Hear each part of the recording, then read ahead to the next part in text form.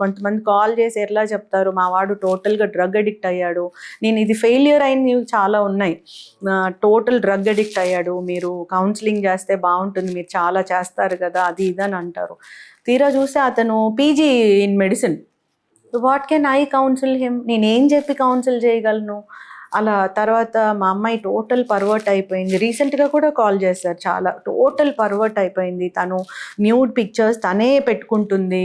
బాగా తెలివిగల అమ్మాయి, మీరు మార్చేయాలి, లేదా తను చదువుకునే అమ్మాయి ఎవరితోనో అట్లా వెళ్ళిపోతుంది. I'm not against love marriage అండి, అలా కొంతమంది బ్రాండ్ చేస్తారు, కానీ I'm not against love marriage. I'm only against మీరు జుడిషియస్గా డెసిషన్ తీసుకున్న తర్వాత మీ ఇష్టం వచ్చినట్లు చేయండి, కానీ టోటల్గా మీరు అసలు ఆ మెచ్యూరిటీ లేకుండా ఇమ్మెచ్యూర్గా తీసుకున్న నిర్ణయము బ్యాక్లాష్ అవుతుంది అనే దాని మీద నేను మాట్లాడాను.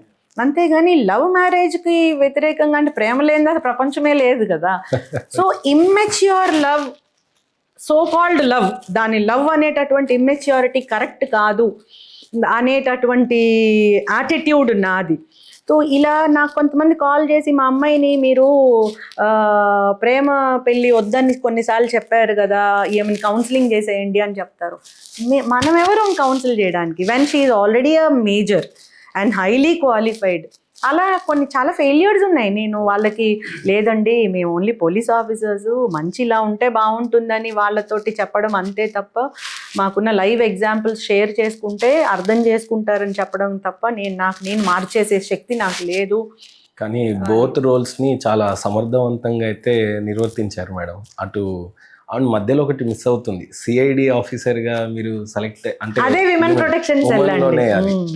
అందులో అన్ని వింగ్స్ చేశా నేను. విమెన్ ప్రొటెక్షన్ సెల్ ఎస్పీగానే ఐ వర్క్డ్ యాజ్, అంటే వేరే సెల్స్ కూడా నేనే ఇన్ఛార్జ్. నార్కోటిక్ సెల్ ఉండేది, తర్వాత ఎకనామిక్ ఆఫెన్సెస్ వింగ్కి కొన్ని రోజులు, తర్వాత జనరల్ ఆఫెన్సెస్ వింగ్కి కొన్ని రోజులు ఇన్ఛార్జ్ ఎస్పీగా వర్క్ చేశాను. So transgender persons protection cell నేనే చూశాను అప్పుడు. Yes, we have. అప్పుడు మా గవర్నమెంట్ ఒక కెరియర్ స్టార్టింగ్లో డిఎస్పీగా వచ్చిన ఒకసారి రిఫ్యూజ్ చేశారు మేడం అన్నారు. అంటే అప్పుడు అవకాశం ఉండింది. ఆ రోజు డిఎస్పీగా వచ్చి క్యాప్ వచ్చిన తర్వాత ఒక ఫీలింగ్, యూనిఫామ్ వేసుకున్న తర్వాత వచ్చిన స్టార్స్. ఈ రోజు మీరు ఐపీఎస్ అనిపించుకోవచ్చు. ఐపీఎస్ ఆఫీసర్ అండి. 2010 ఐపీఎస్ కన్ఫర్ అయింది, 2020 ఐపీఎస్ కన్ఫర్ అయింది మాకు. 2024 లాస్ట్లో ఐపీఎస్ కన్ఫర్ అయింది. బ్యాచ్ 2020 కోసం. రోల్ పెద్దది, స్టార్స్ మారుతూ ఉంటాయి, బట్ స్టిల్ మీకు డిఎస్పీగానే ఇష్టమా, లేకపోతే ఈ రోజు కరెంట్ సిచ్యువేషన్స్ లో ఉన్న? నేను డిఎస్పీ ఐపీఎస్ అవేం నాకు అవేం ఫీలింగ్స్ లేవండి. పోలీస్ ఆఫీసర్ అంతే. ఎంత గ్రేట్ కదా యాక్చువల్లీ. ఐ డోంట్ నో, నేను డిఎస్పీగా ఎట్లాంటి ఎంతూజియాజం ఉందో నాకు ఇప్పుడు అదే ఎంతూజియాజం ఉంది. స్టార్స్ పెరిగినాయి అనేది నన్నేమి అంత పెద్ద ఇది లేదు. కాకపోతే బాధ్యత, ఒక ఐపీఎస్ ఆఫీసర్గా ఉన్నప్పుడు ఇంకా కొంచెం డిఫరెంట్గా ఉండాలి అనే ఒక బాధ్యతగా అయితే తీసుకున్నాను, కానీ ఏదో వచ్చేసింది అని తీసుకోవాలా. But I have to share, additional ఎస్పీగా అయినప్పుడు ఎంబ్లెమ్ వస్తుందండి. డిఎస్పీ ఉన్నప్పుడు 3 స్టార్స్ ఉంటాయి, అడిషనల్ ఎస్పీ ఉన్నప్పుడు ఓన్లీ 1 ఎంబ్లెమ్ వస్తుంది.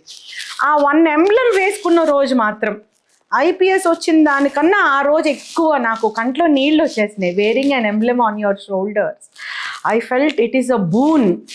చాలా గొప్పగా అనిపించింది అది. ఆ అడిషనల్ ఎస్పీ వచ్చినప్పుడు, ఐపీఎస్ వచ్చినప్పుడు ఎస్ వీఆర్ హ్యాపీ. దీనికోసమే మేము డ్రీమ్ చేస్తాము. గ్రూప్ 1 ఆఫీసర్స్ ఎవరన్నా సెంట్రల్ సర్వీసెస్ ఐపీఎస్ ఐఏఎస్ అనిపించుకోవాలి అని, ఐఆర్ఎస్ అట్లా అనిపించుకోవాలని అనుకుంటారు. I felt happy. కానీ ఆ రోజు ఎప్పుడైతే నేను ఎంబ్లెమ్ వేసుకున్నప్పుడు ప్రౌడ్గా ఫీల్ అయ్యానో అంత అలా ఏం లేదు. But I take it as a big responsibility. ఎందుకంటే మన లైఫ్ స్టైలే కొంచెం అందరినీ మోటివేట్ చేసేలాగా ఉండాలి. What you eat, how you think, how you maintain your fitness, physical fitness, mental fitness, emotional fitness, ఇవన్నీ కూడా అబ్జర్వ్ చేస్తారు, ఎస్పెషలీ సొసైటీ స్టూడెంట్స్. బేసిక్గా డిఎస్పీగా పోస్టింగ్ చేసుకుంటున్నప్పుడు యూనిఫామ్ వాళ్ళు ఇస్తారా, మనమే స్టిచ్ చేయించుకోవాలా? స్టిచ్ చేయిస్తారండి ట్రైనింగ్లో. అదొక మేళ, అందరూ లైన్లో ఉంటాం. టైలర్ వస్తాడు, మెజర్మెంట్లు తీసుకుంటాడు, మళ్ళీ ఒకసారి రిహార్సల్ ఇస్తాడు, డ్రెస్ రిహార్సల్. అది స్టిచ్ చేయిస్తారు, ట్రైనింగ్ అప్పుడు స్టిచ్ చేయిస్తారు. తర్వాత మనమే స్టిచ్ చేయించుకోవాలి. ఇప్పుడు ఇండియన్ ప్లేయర్ గానీ నేషనల్ అథ్లెటిక్స్ గానీ వాళ్ళకి జెర్సీ ఇస్తారు. అది మాకు ట్రైనింగ్ పీరియడ్ లో ఉంటుంది. అదే నేను మీకు చెప్పాను, పాసింగ్ అవుట్ పరేడ్ కి డ్రెస్ రిహార్సల్ వేసుకున్నప్పుడు ఐ ఫెల్ట్ హ్యాపీ అని చెప్పాను కదా, అది ఆ స్టోరీ. అదే స్టోరీ. మేడం, లైఫ్ లో ఈ అంబిషన్ తో నేను రాలేదు కానీ యాక్సిడెంటల్ గా డిఎస్పీ అయితే అయిపోయారు మొత్తానికి. అంటే కష్టపడతారు. పోలీస్ డిపార్ట్మెంట్ కి అట్లా వచ్చాను. I feel I am destined to be here. నాకు అది destiny. No, I don't have any regrets, and I am telling you, I am proud of the uniform. My father was in uniform, I am in uniform. If God gives, my child also should be in uniform అనుకుంటాను. I am very proud of my uniform. No regrets. పిల్లలు ఇద్దరు doctors లాగా ఏమైనా prepare అవుతున్నారు? No, ఇద్దరు engineering. పెద్ద బాబు engineering first year అయిపోయిందండి. చిన్న బాబు ఇప్పుడు ఇంజనీరింగ్ ఎంట్రన్స్ ఇస్తాడు, సెకండ్ ఇయర్ ఇంటర్. తర్వాత సివిల్స్ ప్రిపేర్ అవుతారా? Maybe my younger sun might, I don't know. బాబుకి ఇంట్రెస్ట్ ఉంది, వాడికి డెస్టినీ ఉండాలి, నాకు డెస్టినీ ఉండాలి, నా కొడుకు సో అండ్ సో అని చెప్పడానికి. I don't know. I feel if they come I will be happy. Madam, చాలా ఇంట్లలో ఆడబిడ్డలకి పెళ్లి అయిన తర్వాత ఇమీడియట్ గా వాళ్ళు ప్రెగ్నెంట్ అవటం, పిల్లలు కంటాం, గోల్ కి చాలా దూరం అయిపోతారు. కెరియర్స్ ఉండవు ఆడపిల్లలకి. చాలా వరకు కూడా ఎంత చదువుకున్న వాళ్ళు కూడా హౌస్ వైఫ్ గా ఉండే వాళ్ళని చాలా మందే చూస్తుంటాం. మేబీ మీ ఫ్రెండ్ సర్కిల్లో ఉండే ఉండదు చాలా. అలాంటి వాళ్ళు కెరియర్ ఎలా ప్లాన్ చేసుకోవాలా? లైఫ్లో ఎప్పుడు కూడా రీగ్రెటే ఉండిపోతుంది కదా వాళ్ళకి, పిల్లల్ని క్యారీ చేస్తూ. ఈవెన్ మీరు కూడా క్యారీ చేస్తూనే డిఎస్పీ అవ్వడం ఇదంతా జరిగింది. సో ఇలాంటి వాళ్ళకి మీరు ఇచ్చే అడ్వైస్ ఏంటి మేడం? ఫస్ట్, ఉద్యోగం ఇదంతా కాకుండా ఎకనామిక్ ఇండిపెండెన్స్ మహిళలకు అవసరం అండి. Financially they have to be independent at any stage however it is. అంటే వారిని మరీ నెగటివ్ ఫైనాన్షియల్ అని నేను అనట్లేదండి, పాజిటివ్ వేలోనే. They have to be financially independent. వాళ్ళ ఫ్యామిలీ ఎంత రిచ్ అయినా కూడా ఆడపిల్లలు ఫైనాన్షియల్గా ఇండిపెండెంట్గా ఉండాలి. This is one of the reason early marriage కాకూడదు, మీరు మెచ్యూరిటీగా ఉండే నాకే పెళ్ళిళ్ళు చేసుకోవాలి అనే వాయిస్ నేను ఎందుకు ఇస్తాను అంటే, you have to have your financial independence. మెంటల్గా నువ్వేంటి, నీ గోల్ ఏంటి, నీ ఆశయం ఏంటి, నీ ఇష్టం ఏంటి, నీ అయిష్టం ఏంటి, నీకు తెలిసేటటువంటి మెచ్యూరిటీ ఉండాలి అని చెప్పి. సో ఇప్పుడు మీరేమన్నారు, మహిళలు అందరూ ఫైనాన్షియల్గా ఇండిపెండెంట్గా ఉండే పొజిషన్ ఉండదు, అందరూ ఉద్యోగాలు చేసుకునే అవకాశం ఉండదు. హౌస్ మేకర్స్ అయితే మీరేం ఇస్తారు అని. ఇప్పుడు ఎంతమంది house makers, they are making money like anything. ఇప్పుడు ఉన్నటువంటి టెక్నాలజికల్ అడ్వాన్స్మెంట్, సోషల్ మీడియాలో మంచివి చేస్తూ ఎంతమంది ఎర్న్ చేస్తున్నారండి. They are traveling abroad also. I feel very proud of them. They are making their own industry, business, chocolate making అని. Even government కూడా చాలా ప్రోత్సాహిస్తా ఉంది, లోన్స్ ఇస్తా ఉంది మహిళలకు. I really appreciate. సో నీకున్నటువంటి టాలెంట్ని ఎప్పుడూ అనగదొక్కనివ్వద్దు. You have to be financially stable, financially independent. ఆ రోల్ క్లారిటీ మనకు ఉండాలి, మన గోల్ క్లారిటీ కూడా ఉండాలి. ఏదో నేను సంపాదిస్తున్నాను, పెద్ద ఉద్యోగం చేస్తున్నాను, నా ఇల్లు ఎవరో చూస్తారు, అది కాదు. అది నీ రోల్ క్లారిటీ ఉండాలి. మదర్గా నేను మదరే, సిస్టర్గా నేను సిస్టరే, కానీ ఇక్కడ పోలీస్ ఆఫీసరు, ఆ క్లారిటీ ఉండాలి ప్రతి మహిళ నేను కోరుకుంటాను. బట్ ఫైనాన్షియలీ ఇండిపెండెంట్గా ఉండాలి, ఉద్యోగం చేసుకోవాలి, ఎంతో కొంత సంపాదించాలి, ఎవరి మీద ఆధారపడకూడదు. అలా అని మన బాధ్యతలు మనం మర్చిపోకూడదు. వ్యక్తిగతంగా మీకు హౌస్ వైఫ్గా ఉండటం ఇష్టమా లేదంటే ఆఫీసర్గా ఉండటం ఇష్టమా? No, I like to be everything. Maybe కొంచెం ఇంటర్నల్గా స్మార్ట్గా ఉండాలి అనేది ఒకటి ఉంటుంది, కానీ but it is not like confine to one thing. నాకు ఇష్టం లేదు. అన్నీ బ్యాలెన్స్ చేసుకుంటూ తగు న్యాయం చేస్తూ ఎదగడం, వేరే వాళ్ళకి ఎదగడానికి అవకాశం ఇవ్వడం, చేయూతనివ్వడం నాకు ఇష్టమైంది. ఏమైనా మీలో ఆ లేజినెస్ అయితే కనపడట్లేదు మేడం. అంటే హౌస్ వైఫ్గా ఉండిపోవాలి, ఎవరో మనల్ని హస్బెండ్ అంటే నీడలో బతకాలి అన్నట్టుగా. అది ప్రేమే, నేను అంటుంది. ప్రేమే బతకాలండి, హస్బెండ్ నీడలో బతకాలి, మనం వారికి నీడ ఇవ్వాలి, ఆ ప్రిన్సిపల్స్ అన్నీ ఉండాలి. బట్ నీకు ఫైనాన్షియల్ ఇండిపెండెన్స్ ఉండాలి. అది నీకు మాత్రమే కాదు, నీ పిల్లలకి, నీ కుటుంబానికి, ఆ హస్బెండ్కి కూడా మంచిది, అది ఉండాలి. కానీ ఆ ఎమోషన్స్ పోకూడదు, ఒకరి పట్ల ఒకరి గౌరవం అదంతా పోకూడదు, ఫ్యామిలీ పట్ల ఉండాల్సిన బాధ్యత పోకూడదు. ఇది కష్టము, అందరికీ కాదది. మేమేదో పోలీస్ ఆఫీసర్స్ మేడం మీకు చాలా అదర్ ఫెసిలిటీస్ ఉంటాయి కాబట్టి మీరు ఇంత మాట్లాడతారు అంటారు, నిజమే. But we have to try. Where there is will there is a వే.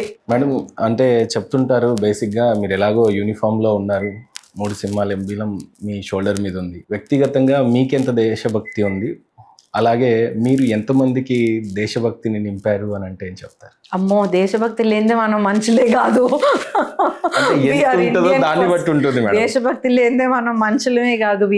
కొందరు మత ఛాందసవాదులు ఉంటారు, కట్టర్ హిందువులని, కట్టర్ ముస్లిం అని, కట్టర్ దేశభక్తులు కూడా ఉంటారు కదా. సో అలా లెవెల్ ఆఫ్ దేశభక్తి మీలో ఎంత ఉంది అండ్ ఎంతమందికి దేశభక్తి భావాన్ని నింపే ప్రయత్నం మీరు చేశారు అని? క్వశ్చన్ కొంచెం వేరే రీమోడల్ చేస్తే బాగుంటుందేమో కానీ, బట్ ఐ బిలీవ్ ఎక్స్ట్రీమిటీస్ అన్నీ డేంజరసే. దేశభక్తే ఫస్ట్. తల్లి కన్నా మించింది దేశం, అంతే. దాన్ని నేను కాదు, ఎవరన్నా స్టాంచ్ అడ్వొకసీ దేశభక్తికే ఇస్తారు. కానీ మీరు అన్నటువంటి ఆ స్టాంచ్ ఎక్స్ట్రీమ్ ఐడియాలజీస్ అవి వేరండి. దాన్ని దేశభక్తితో ముడిపెట్టకూడదు. ఏ ఐడియాలజీ అన్నా, ఏ కలర్ నువ్వు సపోర్ట్ చేసినా, ఏ రిలీజియస్ ప్లేస్ నువ్వు వర్షిప్ చేసినా, దేశం stands first, country stands first, అంతే.